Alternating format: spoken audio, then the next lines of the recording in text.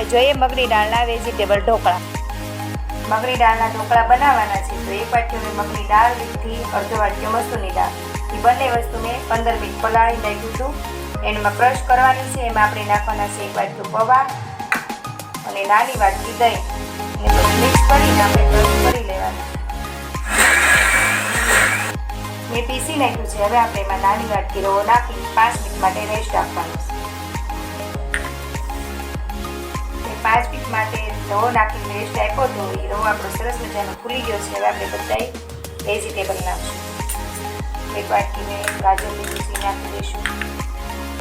કાંદા લીધા છે 1 વાટકી, પછી કેપ્સિકમ લીધા છે, પછી લીલા મરચાં, લસણ અને આદુની પેસ્ટ.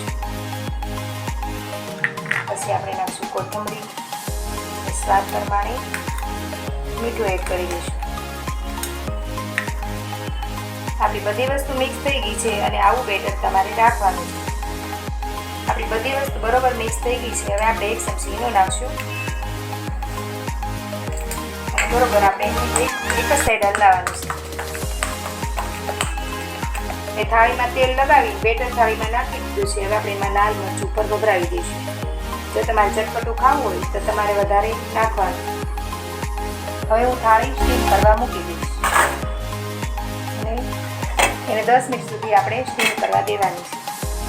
આપણે 15 મિનિટ થઈ ગઈ છે. હવે આપણે ગેસ બંધ કરી દઈશું અને જોઈ લઈએ ઢોકળા થઈ ગયા છે. આપણા થાળી જો સરસ મજાની ચડી ગઈ છે અને મસ્ત લાગે છે. અને એકવાર તમે જરૂરથી ટ્રાય કરજો.